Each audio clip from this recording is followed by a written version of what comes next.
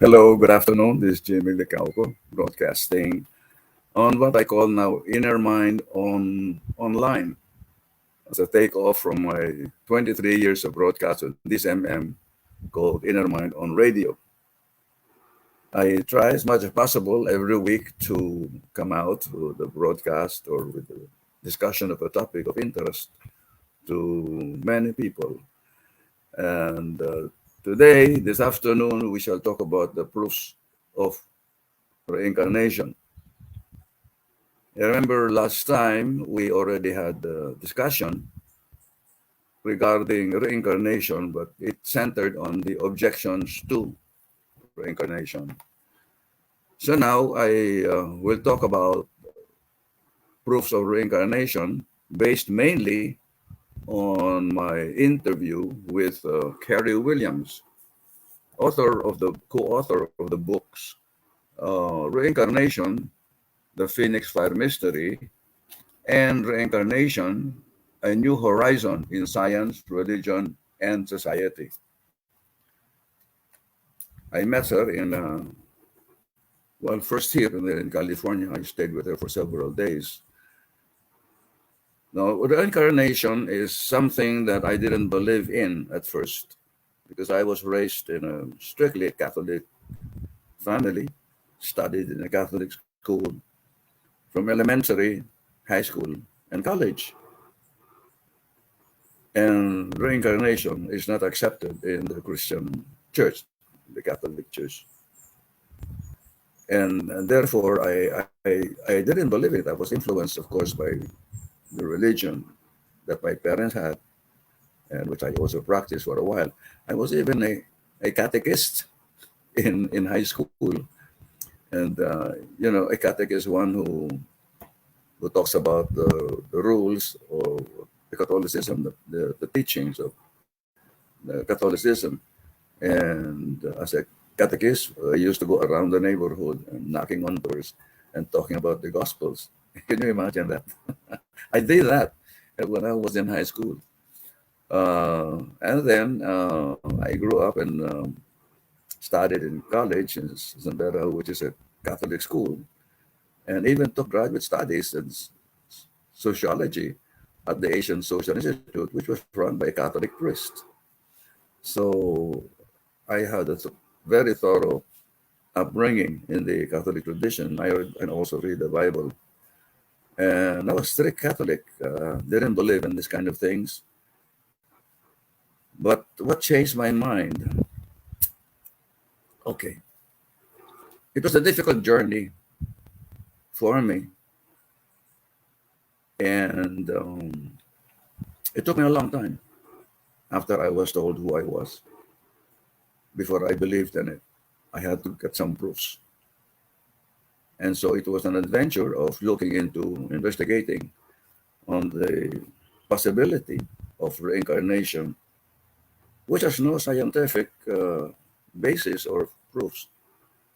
There were investigations done by some scientists, and I will talk about it later. But there is absolutely no proof. You cannot prove reincarnation, that it is true, but neither can you disprove it. And this is the whole point. You cannot prove it scientifically, but neither can you disprove it. You see, that's what some people do not realize. There is no way to disprove it, and there is no way to prove it. So what happened was, how did I know about this? In 1979, yeah, that was the time that I discovered, or I was told who I was. It is at the time I didn't believe in reincarnation, and I was persuaded to see a psychic and a fortune teller in Novaliches, a fantastic psychic, clairvoyant, amazing. But she's dead now, so don't ask me how to get in touch with her. But she is an amazing woman who could see the past lives, aside from telling you the future. And while there, she didn't know me. And sitting in front of her, she started talking about my past life, which I was just listening. I did not express any emotion. I was just listening to her poker face. No. And she told me a story about me that I lived during the time of Ramses II, and that I was a monk, a priest. Another entity told me that I was a high priest, but this woman said I was not really a high priest. I was just a monk who was a keeper of esoteric wisdom during that time in the court of Osiris, the main god of Egypt. She was just talking, and I didn't believe anything she was saying. But anyway, what she said was, I can see that you are a monk in the present tense. And I can see something special in your aura. So I said to myself, eto na, nambobola na ito. No? She said, what's my aura? I said. And she said, you have a very special aura of blue with 3 streaks of yellow. And it's a very rare kind of aura. What does it mean? It means that you're a very special person. And she said that during the time, about 3,500 years ago, I was a monk in the court of Osiris during the reign of Ramses II the Great. And I fell in love with a woman, which I'm not supposed to because I was a monk. And this woman is of noble birth and very beautiful. And one time she was riding a chariot that's pulled by lions. And here again, I was quite doubtful. I know that chariots are pulled by horses, but not lions. And she said that these are being pulled by big lions. So it was something that was not what I knew. But later on, I think I saw in one book that there was a time in ancient Egypt when chariots were pulled by lions. Now, how did this woman, a poor woman living in no villages and a hut, knew about this history, obscure history of Egypt? So anyway, she started. She continued talking. I let her talk. I didn't ask any questions. And she said that this woman was one time riding a chariot. And she fell and died. And now, she said, because of my love for this woman, I stole the staff of life, which could only be used by the high priest. This is a magical staff. And there's a reference to this in the Bible when Moses were having a contest with the magicians of Egypt. It's not the Bible.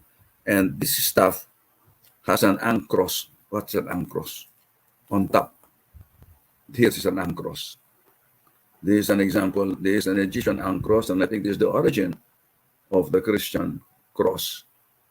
This is a very powerful amulet or talisman in ancient Egypt, and it has the power to revive the dead. But it can be used only in a special way by the high priest. So I went and stole according to her, stole the staff of life and revived the girl. Then the high priest learned about what I did, told Pharaoh Ramses II about this, and we were both banished out of Egypt by Ramses II. So that was quite a punishment. But then she said, don't worry. In this lifetime, you're going to meet Ramses II again. And this time, your meeting will be a pleasant one. So I left it at that. And my friend who brought me there asked me, what do you think? So I said, I think she's crazy. And why do you say so? She asked me and said, well, one thing, I don't believe in reincarnation. And secondly, she talks about fantastic things that I don't believe in. Yeah? So I just forgot all about it. That was 1979, if I remember right. And she didn't convince me about reincarnation at that time. But then I began thinking, Why am I interested in Egyptian culture ever since, even before I met her? If I don't read novels, but the first novel that I read was a very thick book, which about 600 pages on what is the title? The Egyptian by Mika Waltari. And this is the only book that I have read, which is a novel, historical novel. And at that time, I didn't really pay attention to it. But then I remembered how come that I was interested in ancient civilization, especially Egypt and Greece, the ancient Greece. And when I was studying philosophy in college, it's the Greek philosophy that I was most interested in. And I read so much about the great philosophers of Greece, like Socrates, Plato, Aristotle, Heraclitus, Epictetus, Democritus, Thales of Miletus, Pythagoras, and so many others. I have forgotten many of them already. But it fascinated me. I didn't know that I had also a Greek incarnation, but I found that out later on. So what convinced me about these things that are happening in my life, which could only be explained by reincarnation. I couldn't understand why I'm interested in Egypt. Couldn't understand why I meet people who were former Egyptians in their past lives. And took me 10 years to finally believe. In 1984, we met well, he was a medium, but he's actually working in a corporation who was channeling an entity from the upper fifth dimension named Angsu. He is a spirit, and he receives information through automatic writing. So everything is written down. The messages of this entity called Angsu, Angsuriones. And he said he is from the fifth dimension, upper fifth dimension. He gave us a lot of messages. And one of the messages he gave was about my incarnation and my relationship with my family and their past incarnations. And he said that I was a high priest during the time of Egypt, and also 3,500 years ago. And I was the only one that was allowed to go inside the chambers, the secret chambers of the pyramids, to write the scriptures dedicated to the gods. I didn't know anything about it. And he implied that my writings are still there in Egypt, in the great chambers, maybe in the Hall of Records that Edgar Cayce talks about, which is in one of the paws of the Sphinx. All of this sounds fantastic. And as I said, my rational mind could not accept it until I started reading, researching, and then piecing things together until nabuo, it came to me, it dawned on me, it made a lot of sense. So, what's happening in my life. And it explained a lot of things. So then, because of this, I started looking for proofs. And I found that there are some proofs of reincarnation which are not being discussed openly. And there's a question, a quick remark by Spoonman. I read your book about Ferdinand Marcos, that he is reincarnation of Ramses II. Can you please talk about this a little while? I will, if we have time, I will talk about my encounter with Ramses II in this lifetime, if we have time. This is going to be a very short broadcast. Then when there are question coming in already, I don't know whether I should read it now or later on. Hi, for watching you from Japan. It's good to hear from you again about this topic. Thank you very much from Odumbara Marie. Thank you for watching.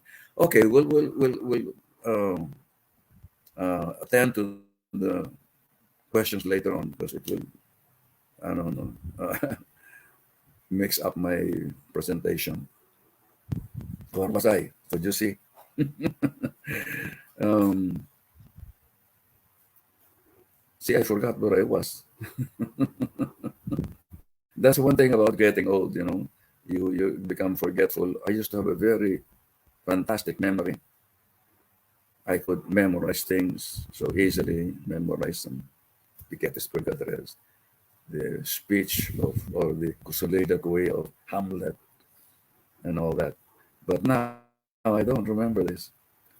So where was I was talking about Ramses II, and that I will meet him again. I didn't believe anything about this. And 1984, as I said, no, I met this person. I don't know whether he wants to be identified. He actually didn't want to be known. Was very migrated to the U.S. in 1984, that year that we met this entity. And this entity told us a lot of things about not only our past lives, but past lives of other people close to us, close to me. So because of all these things, and then also my readings, other people, I began to accept reincarnation as a fact. The proofs are overwhelming. It's so many, and also later on in the last few years, there are more and more people remembering their past lives and proving that they were really who they said they were. So it's very difficult to deny this.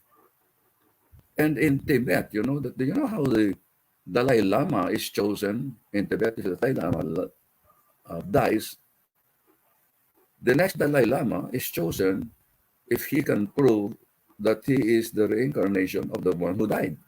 And to prove that, it takes sometimes months and probably even years to to examine all the proofs, to investigate. And only after they are convinced that this was really the reincarnation of the previous Lama will he be declared officially as the next Lama, the Dalai Lama of Tibet. This is the only country I know that chooses the successor of a head of the state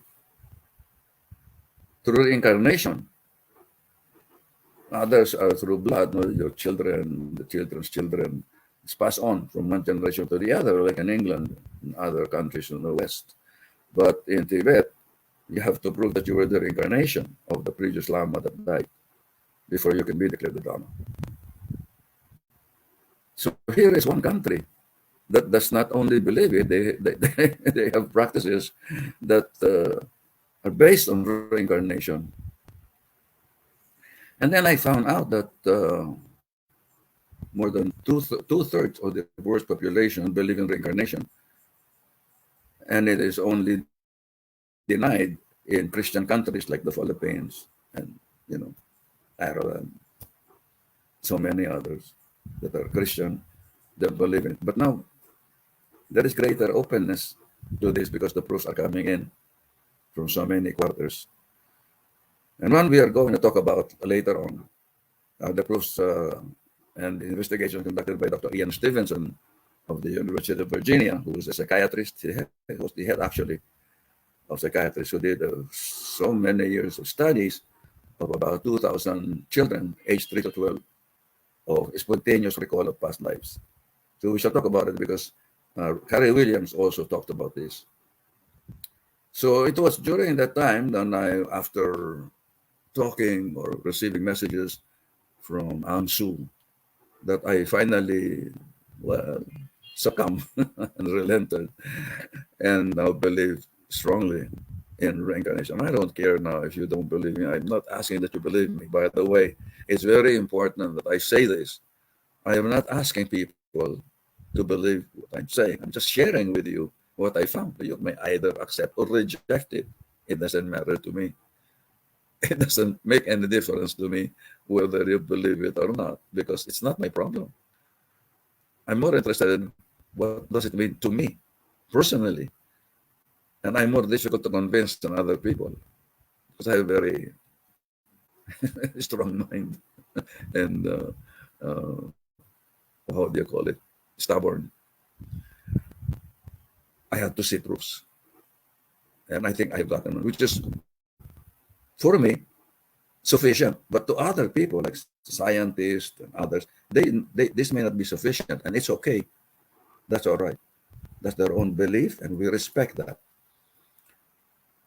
But there are people who are interested in what I have to say, and these are the people I'm talking to, and I'm not trying to convince others. And I'm not looking for followers. I'm not looking for, I'm not establishing a new religion and all that. I have no uh, followers. I'm not a guru, and I think the best guru is yourself, not another person. So what happened then afterwards is that I started researching. I still continue to research after so many years. I still do, and I have so many books about reincarnation. And the one I'm going to talk about, my interview with Carrie Williams, is the co-author of two of the best books, massive books on reincarnation, which have won an award. And this is one is the Reincarnation, the Phoenix Fire Mystery, which is by Sylvia Cranston. And Sylvia Cranston, and also co-authored by Carrie Williams. And the other book is Reincarnation, A New Horizon in Science, Religion, and Society by Sylvia Cranston and Carrie Williams. So let me read my article that I wrote in, wow, this was a long, long time ago, 1988. I wrote this article about my interview with Carrie Williams, and I will be reading this. And later on, I will answer questions that you like to answer. All right. Has science found proof of reincarnation? This is what the title of this article. And that's Carrie Williams. She is a chiropractor, a bone setter.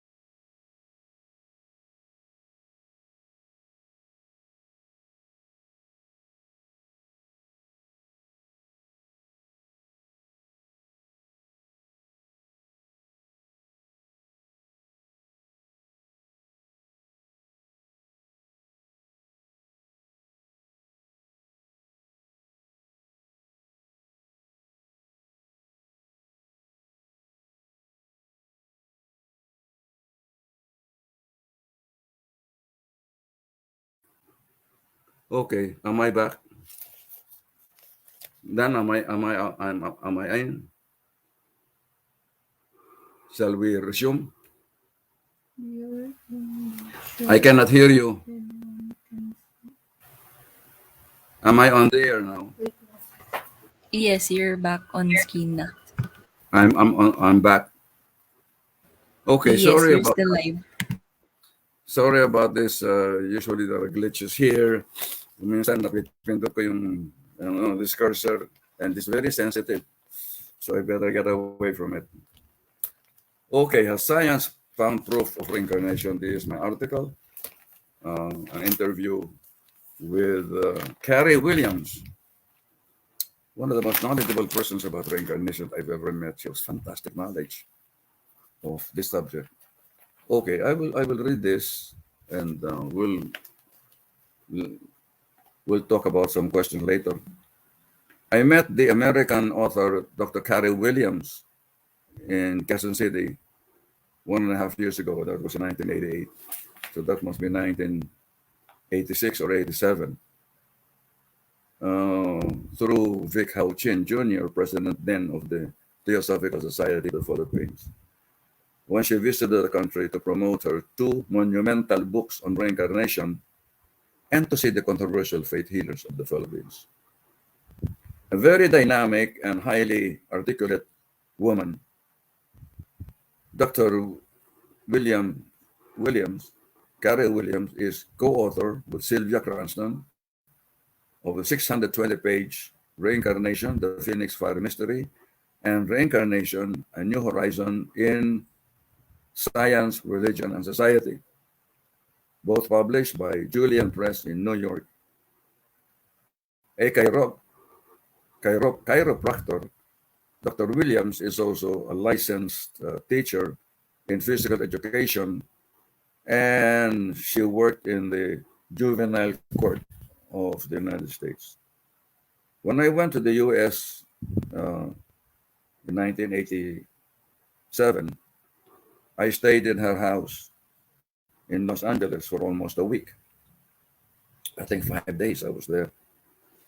She introduced me to her friends in the broadcast media and arranged a radio interview with me in a Los Angeles radio program dealing in paranormal subjects, to which actress Shirley MacLaine was also invited. We were not there together. This is another occasion that she was there, but she appeared in the same program. She also drove me all the way up north to Ojai County, where we visited the late, then he was alive, Dr. Benito F. Reyes, president and founder of the World University of America. And we meditated in Meditation Mount, headquarters of the meditation group of the New Age. Gary Williams' one great passion is to let people know the reality of reincarnation, which in this Christian country of ours is not often talked about, in fact, denied. The following is a transcript of a tape interview I did with Gary Williams and reincarnation. And first, can you define what reincarnation is? I asked. And she said, yes, the soul is immortal. It continues to live while the physical body goes back to the elements of the earth. That soul then re-enters a new physical body in a new life to evolve ourselves. That is the purpose of reincarnation. Our physical brain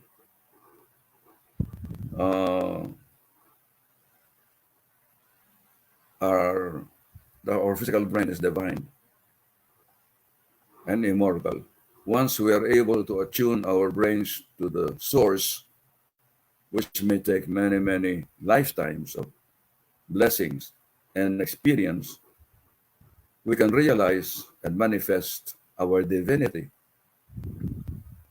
that we are all living gods with the same potentials. Is there proof of reincarnation? Yes, said Carrie Williams. There are many forms of proofs of reincarnation, but it seems that what researchers and scientists of the Western world look for are tangible proofs, things they can touch and demonstrate. And so we chose to devote 4 chapters of our book of Dr.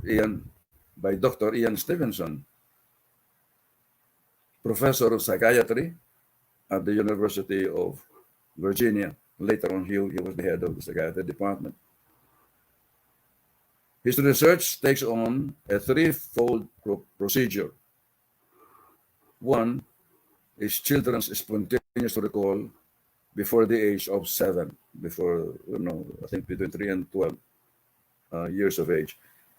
He used only children in his collection, in his investigation, because the children's mind cannot be influenced too much by television, theater experiences of current living, and persons and living persons, the movies and old books, while adults have read many books which could influence them. He would take at least 50 veritable statements from these children. That's how he investigated this. And then verify them personally, starting with the name of the child in a past life, how he or she died, where they lived, the name of the town, a description of the former house, brothers and sisters, the school, sometimes even secret hiding places of objects that these children treasured that no one ever knew about. You see that? And that is what makes these cases so interesting. There were objects and trinkets mentioned that the children never knew existed, not even their present parents, that they were able to identify them. Dr. Stevenson would check medical records to see if a child was registered under the name without taking the child with him. He would do the initial investigation alone. He would go to the people and check on the address and see if these items are correct. He found that many of these children he studied had reincarnated very rapidly, such as victims of murder, either by gunshot or knife. When the child says he was shot by his uncle or stabbed, the medical records would show that he was indeed, nasaan na yung katuloy nito, nawala,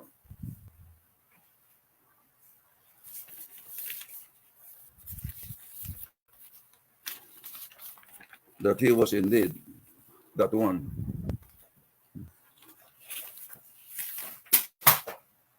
My God, I prepared this very well before. That anyway, there was a story of a boy who was born with not really a scar. It's a line around his neck. He was born that way, and during investigation of his past life or memory, he said that he was beheaded by his uncle because of a land dispute. The uncle wanted to have the property and killed this boy by strangling him. So these are proofs of the past life. The memory of previous life became so strong it affected the present life.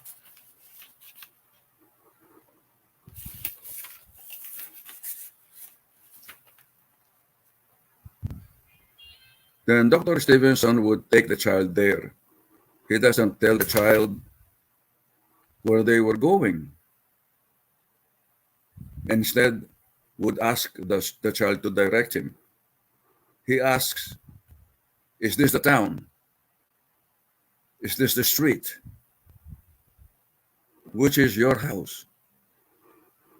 And the child has to lead him to the house and to identify the people living there. Sometimes these children have come back so fast that there are still relatives and friends whom the children could correctly identify. Can you imagine that?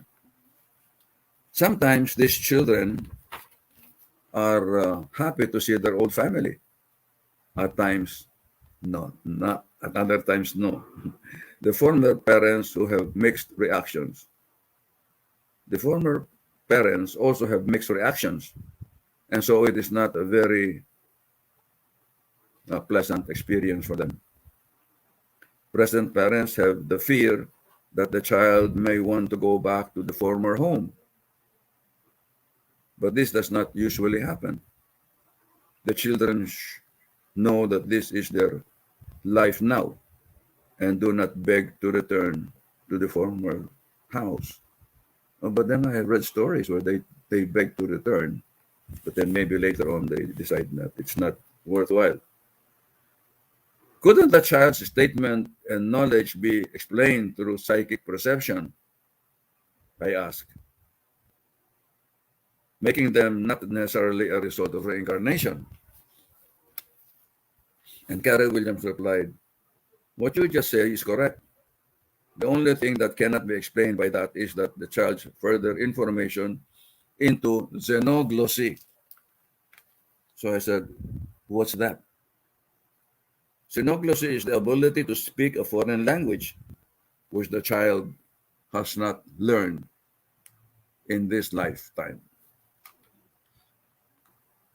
And I asked, if you see the mediums in the Philippines, I told Carol Williams, they can speak while in a trance such exotic languages as Greek, Latin, and some other foreign languages.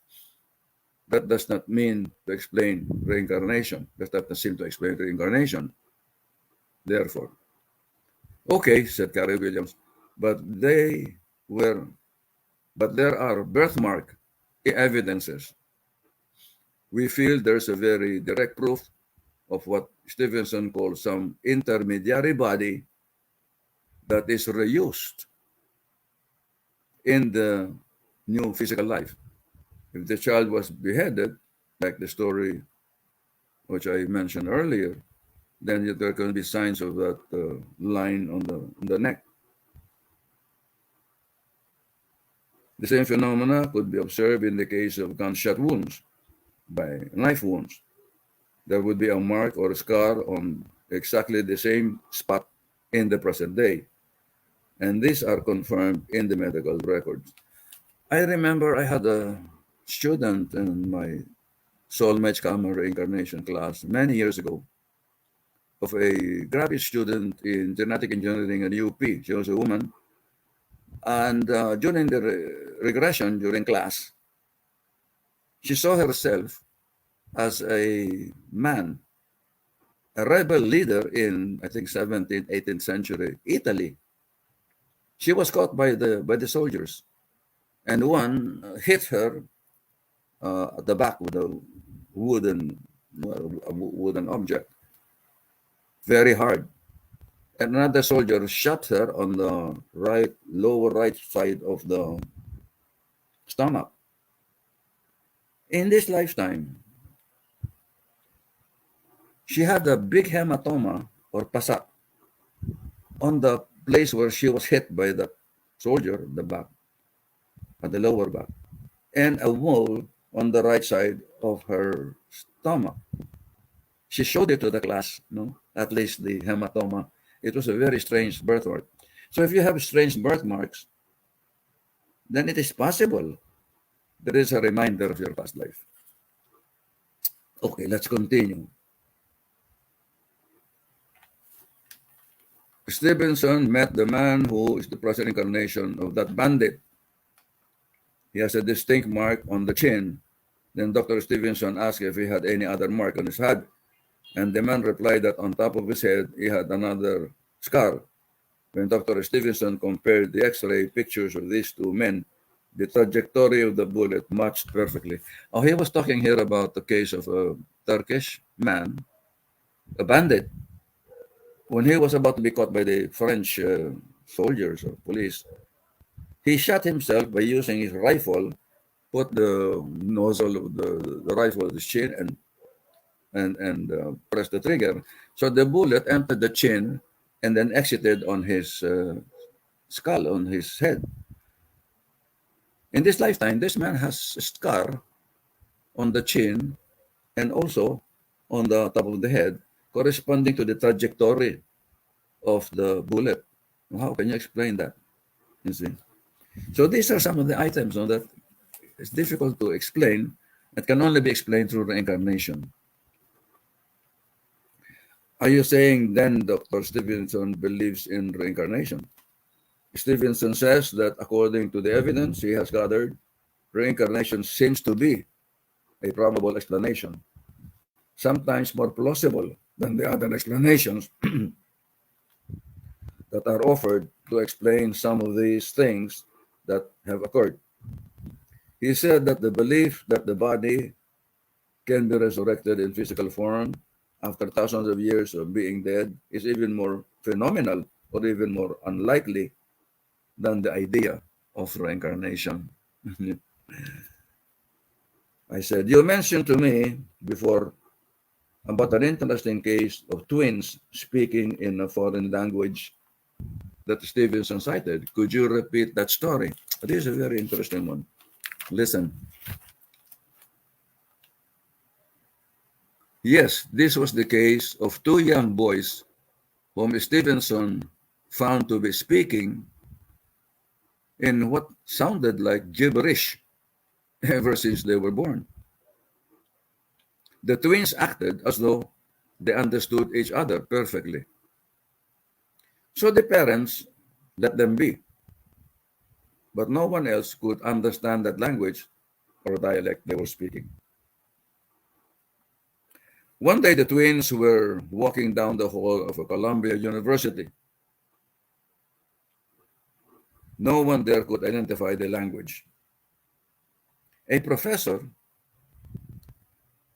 happened to pass by while the twins were busy talking to each other in that language. And he exclaimed, my God, these children are speaking ancient Aramaic. Now, Aramaic is the language that was spoken during the time of Christ, and Aramaic is the dead language. Nobody speaks that now, maybe except a dozen in the whole world. When this is a difficult phenomenon to explain from the psychic point of view alone, that is, that they have merely been reading each other's minds. It seems it seems reasonable to suppose that they must have recalled a previous life during which they spoke Aramaic.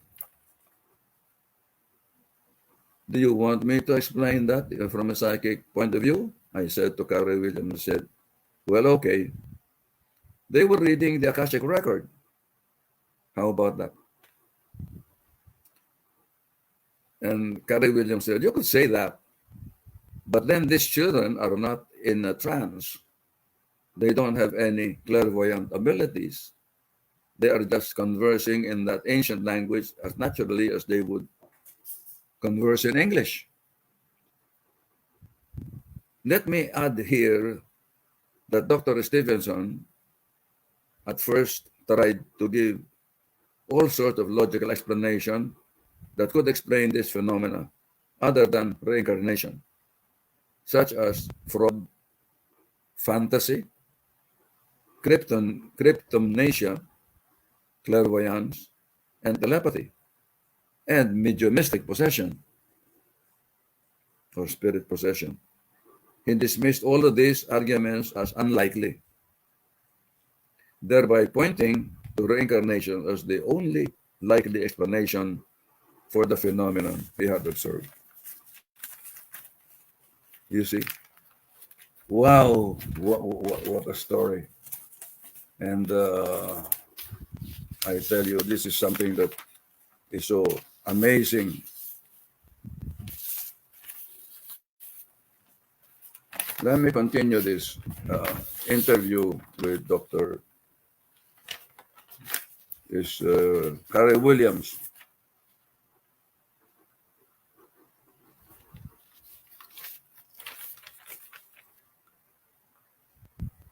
Let me now ask you some of the most common arguments against reincarnation. First, if reincarnation is true, how come we don't remember our past lives? These people Stevenson investigated could have been extraordinary. If it is something natural, then everybody would have reincarnated or could have remembered their past lives. Carrie Williams said, Part of the mechanism of being born again is that right before birth, we still have full recall of our past life. We are even shown a preview of this life to come. Once we have made the choice, once we have taken that step, the memory is erased so as not to clutter our mind with the details of the past. So we can make decisions and function normally in the present life. Makes sense. We know that if people have an emotional problem, they constantly focus on it. They're stuck in a rut and they cannot function properly. And I said, this doesn't seem to make sense because if we are supposed to correct the faults we've made in the past, wouldn't it help if we remember the things that we did then? I said. Shirley MacLaine, said Carrie Williams, had the same argument in wanting to remember her past life.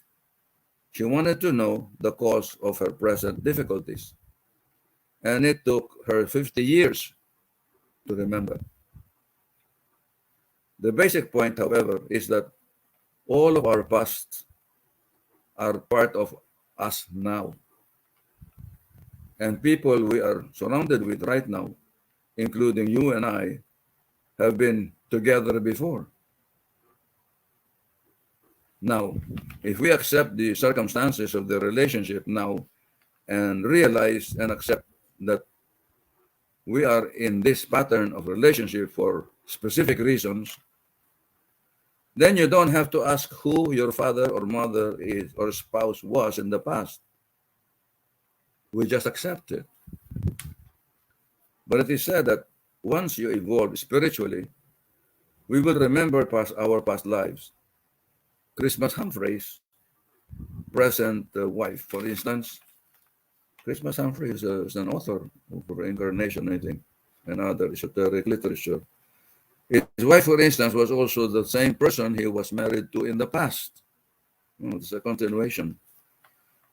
The reason why great masters and teachers like Gautama Buddha remember their past lives, Buddha, for instance, was reported to have recalled over 500 past incarnations, is to realize that he has also made of the same mistakes. He also made the same mistake that all of us are making in the ladder of soul evolution.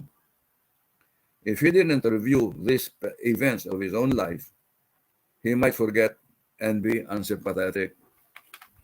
We don't even recall the details of our present life since childhood. If we did, we would be pretty cluttered up. There is so much to reflect upon. So Mahatma Gandhi said, it's a blessing that we don't remember. And that's the Greek myth that man is bathed in the rivers of forgetfulness. When we are ready, then we will remember. You know, Carrie, I said, whenever I am asked that same question, what I say is that it is not true that we don't remember our past lives because the soul never forgets. They just do not surface to our level of consciousness. Under certain circumstances, we can reveal everything. We can recall everything that has appeared, that has happened to us in the past. Carter Williams said, absolutely true. We do remember everything. The physical brain just isn't aware of it, but the memory is still within us.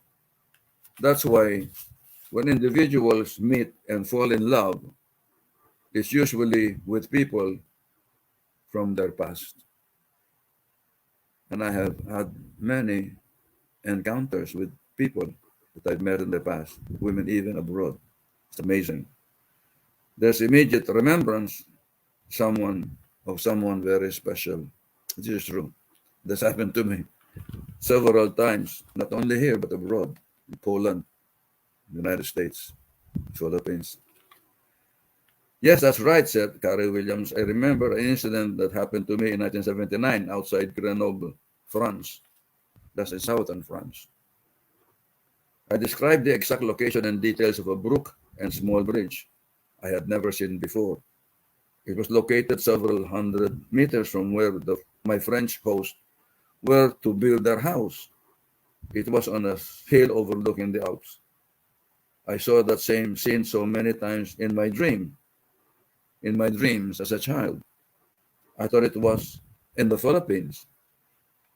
Now my next question is, if reincarnation is true, then how come most, if not all, of the Western world do not believe in it? This belief seems confined only to Asia,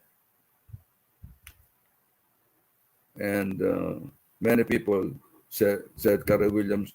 Many people today are changing that type of thinking, especially in the West and in European countries, no matter what their religious orientation, indoctrination is.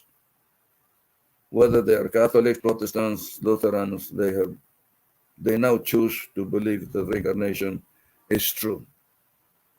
And this is borne out by an opinion poll survey conducted in 1969 and again 1981. There was an increase in the belief in reincarnation, according to this Gallup. It's a Gallup poll. The 1981 survey covered general population of the United States to the question, do you believe in reincarnation? That is, the rebirth of the soul in a new body after death or not. 23% believed in it. Based on the 1981 US population of 166 million who are 18 years and above, that meant over 38 million Americans believe in reincarnation. Do you know that? What is presented today in the Western religion, especially Catholicism, is a misinterpretation of Christianity. It's just that it has been eliminated from the public mind for hundreds of years. Yes, I know the story behind this. It was deliberately taken out of the teachings of the church. In the year 553 AD, in the Second Council of Constantinople, but that's another story. There's only one body of knowledge that addresses this issue in a very specific form, and that is the Secret Doctrine written by Helena Blavatsky, the founder of the Theosophical Society, I think 1980s, in 1875. She says that there are no new souls incarnating. There's a finite number of souls created, but they are not enough physical bodies on earth to contain them. As new bodies are formed and as they evolve, the pre-existing souls inhabit them. And that's how population grows. What do you think of hypnotic regression as a means of determining one's past life? There are dangers to this practice. In a study sponsored by Lord Mountbatten, there was a case of a man who remembered his past life as a soldier. He was a gunner during the war and his leg was ripped off when hit by bullets. The pain and agony of that life never left him long after the hypnotic regression was over. The same thing happened to Bridie Murphy. At one moment, she would be having in the present, he would be living in the present, and another moment in the past. The memory of previous lives becomes so strong, it affected the present life. But this is a rare, actually, I should have told Carolyn, this is a rare point that she's bringing out. No? And doesn't happen often. See, so there you are, the proofs of the science has proven the reincarnation with Carol Williams, and that's it. I think that we should end this at this point. And here are some more questions that might be of interest to you. In the Philippines, I've heard that even fortune tellers with very little education now perform hypnotic regression. Also, Stevenson pointed out that what usually comes out of this session are not the actual past lives of the present concerns, but what they fantasize their past lives to be, according to Carrie Williams. Do you yourself know what your past life is? I asked. Have you ever been regressed? No, Carrie Williams said. Neither have I, by the way.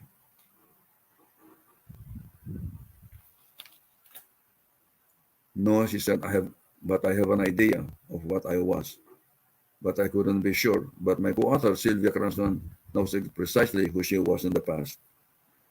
How come you believe in reincarnation when you don't even know who you were in the past and never bothered to find out? Carrie Williams said, when I was a child, there were certain beliefs and values I had which were at variance with the people around me. Then I became very curious about this. As a child, I had out of body experiences, also out of consciousness.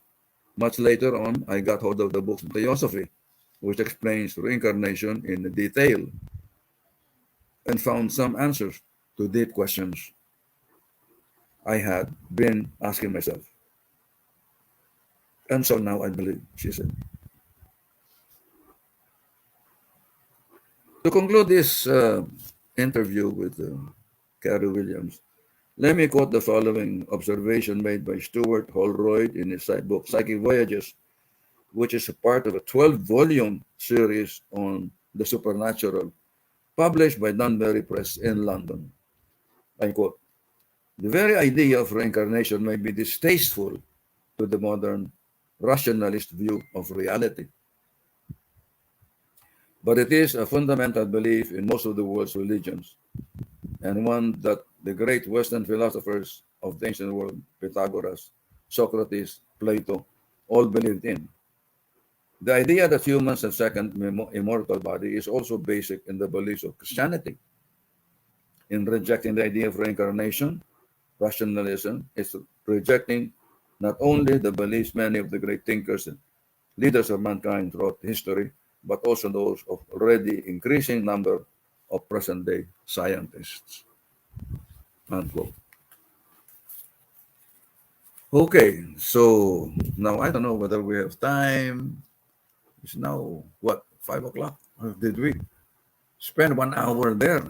My God, how time flies, no? Maybe next time we'll talk about Ramses. No? So, if there are any questions, can we say that people who experience things of unexpected good or bad fortune is a product of their past life? Maybe, maybe not. Sometimes it's not really a question of past lives, you see. But we cannot explain everything to past life. And Monina Moninsky asks, good afternoon. How can one's past life affect direct or affect the current one? It is, for example, fear of water. Could be that you were drowned in the past life. So it affects your present life. You're stabbed to death. Now you're afraid of knives. You see? So, meron epekto. There is an effect. We cannot escape it. Reincarnation is true. Volt de Guzman Flores, hello, Sir Jimmy. Can we get glimpses of our past lives through our dreams? Yes. If ever, how can we determine if a particular dream reflects our past life? If you dream that you are talking a different language, if you dream that you are wearing a different costume of not this present era, if you dream of other countries of a past, in the past, then most likely you're dreaming of a past life. And there are dreams like the reincarnational dreams, what we call them. Okay. So it is possible to know your past life through dreams. Sinemi Nival, sir, may I know if your book is still available? If so, where can I possibly get? Which book are you referring to? About reincarnation. Book about reincarnation. Oh yes, it is available. It's Soulmates, Karma, and Reincarnation. It's available from us. I think 350, 400, something like that, pesos. we shall, yeah, please read under it for inquiries about seminars and books. Please text us at 0998-988-6292 or email us at jaimetillicauco@yahoo.com. Arnel Ramos said, I read your books, many meaning Angsu, automatic writing with a medium, etc. Thank you, Arnel, for your interest in my work. Flor Acacio, hi, Sir Jimmy. Sister Flor is watching. Sister Flor is one of the greatest faith healers we have. Unfortunately, she got sick and stopped healing, but I have seen her do things that I have not seen other healers do. Thank you for watching, Flor. M. Zorwis, always interested in learning things about reincarnation po. Do we really live in another lifetime? Yes. Is there a chance po na ma-meet ulit natin ang parents, relatives natin in the future? Yes. It is possible. Listening, watching from Qatar. I realize I have so many people from other countries watching me. Thank you for that. Really appreciate it. So if you want to know more about our activities, call us up. Maria Victoria Padua Baluyo. Hi, Sir Jimmy. Interesting to listen. More power. Thank you, Maria. And we have Lorenz Manuel Cabigan. Can a soul reincarnate in the same year his physical body died? Or can a soul choose when he can be reincarnated? What determines when a soul can be? Yes, you can choose when, and it is possible to reincarnate in the same parents, the same family. There are cases like that especially the children and those who died suddenly, they reincarnate faster than normal. But we choose our lives, the country we're gonna reincarnate in. Leo Franco Cruz Tercero. Is it safe to say that when a human being reincarnates, they still reincarnate as human? Yes. There is no evidence that we reincarnate as an animal, although it is a belief in Hindu and Buddhist religion that if you do a bad thing, there is a karmic consequence of that. You reincarnate as an animal. But from our research, we have not found a case out of thousands and thousands of regression that a person lived as an animal, no matter how bad he is. So don't worry, you will not become an insect in your next life, as far as we are concerned. Although we respect the views of the Hindus and the Buddhists. They have their own reasons for that. We have our own. Thank you for your questions. Watching from Dubai, si Ria Conway. Bless Sir Jimmy. Thank you so much. Well, there are so many people in the Middle East who are watching. Thank you for your interest. Join my online seminar on self-healing through visualization on December 5, this Sunday from 2 p.m. to 4 via Zoom. Text 0998-988-6292 or email jaimetillicauco@yahoo.com for reservations. I shall await your call and hope that you enroll in the seminars for further knowledge. Thank you so much. See, we're flashing where you can get in touch with us. So thank you again and good day. This is Jimmy Licauco signing out on Inner Mind Online.